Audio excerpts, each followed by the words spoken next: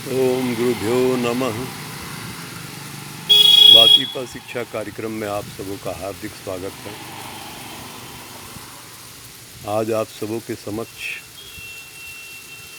अपने पौराणिक ग्रंथों से एक कहानी प्रस्तुत कर रहा हूँ। राजा न्याय और सत्य के रास्ते पे चल के अपने राज्य को चलाया करते थे।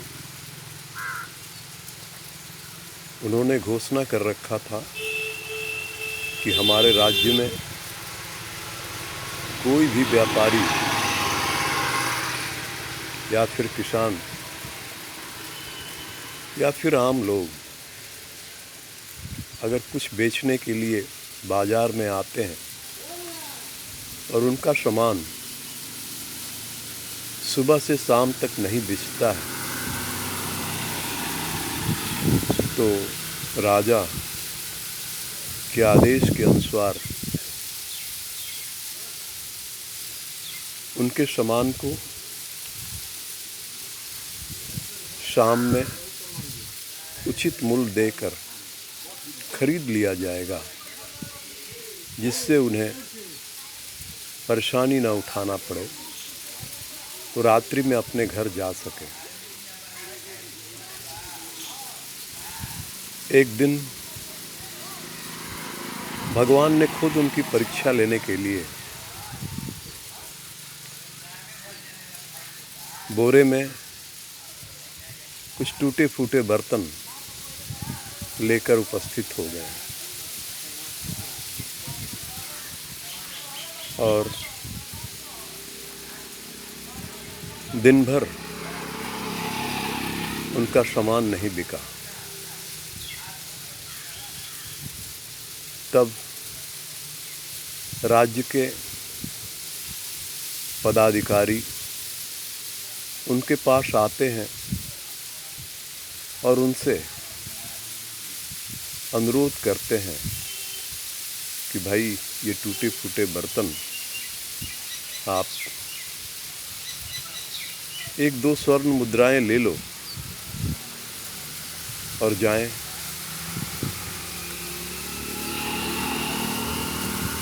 लेकिन वो तैयार नहीं होते हैं। बोले कि भाई आपके राजा ने तो घोषणा कर रखा है कि उस व्यक्ति के संतुष्टि के अनुसार ही उसे राशि दी जाएगी, तो मुझे इसके लिए 5000 स्वर्ण मुद्राएं चाहिए। ये बात धीरे धीरे ऊपर के पदाधिकारियों तक पहुंचती है। सारे लोग उन्हें समझाने में असमर्थ हो जाते हैं। अंत में ये बात राजा तक पहुंचती है और राजा महामंत्री को आदेश देते हैं कि आप 5000 स्वर्ण मुद्राएं देकर उनके वो जो भी सामान है उसको खरीद कर ले आएं और उसे राजकोष के टकसाल में डाल दें। महामंत्री तो खरीद कर लाते हैं, लेकिन उनके मन में संशय होता है। राजा को कहते हैं कि जहाँ हमारे राजकोष में इतने अच्छे अच्छे चीज़ हैं, वहाँ ये टूटे फूटे बर्तन और इस अवस्था में रखना ठीक नहीं है। लेकिन राजा कहते हैं कि नहीं, हमने तो यही नियम बनाया है, इसलिए जो है आप उस आदेश का पालन करें और उस टूटे बर्तनों को उसी तरह से बंद अवस्था में बोरे में उनके टकसाल में रख दिया जाता है।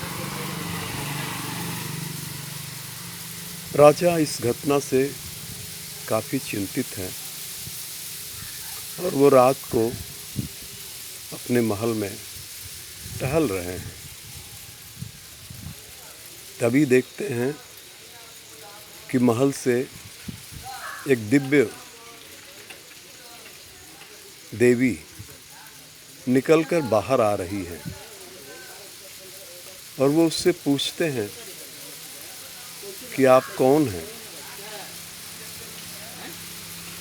देवी बताती है कि मैं लक्ष्मी हूँ और जहाँ ये कूड़े करकट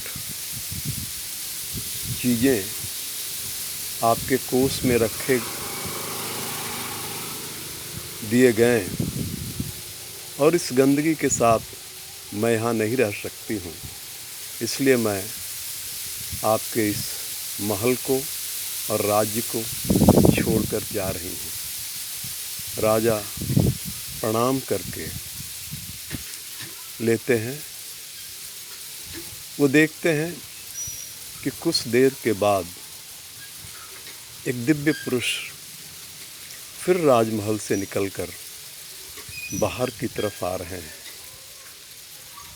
और वो फिर पूछते हैं कि भाई आप कौन हैं। तो दिव्य पुरुष कहते हैं मैं कुबेर हूँ, धन का रक्षक। जहाँ लक्ष्मी रहती है वहाँ मैं रहता हूँ और जब लक्ष्मी चली गई तो मैं भी यहाँ नहीं रह सकता। राजा फिर उन्हें प्रणाम करके अपने लॉन में टहलते रहते हैं। वो देखते हैं कुछ देर के बाद एक और दिव्य पुरुष जो है वो महल से निकल कर आ रहे हैं। राजा फिर उनसे पूछते हैं कि आप कौन हैं और दिव्य पुरुष कहते हैं मैं यश हूँ। जहाँ लक्ष्मी नहीं, जहाँ कुबेर नहीं, वहाँ यश का क्या काम। और वो जाने लगते हैं। फिर कुछ देर के बाद राजा देखते हैं कि और एक दिव्य पुरुष वहाँ से निकल कर आ रहे हैं।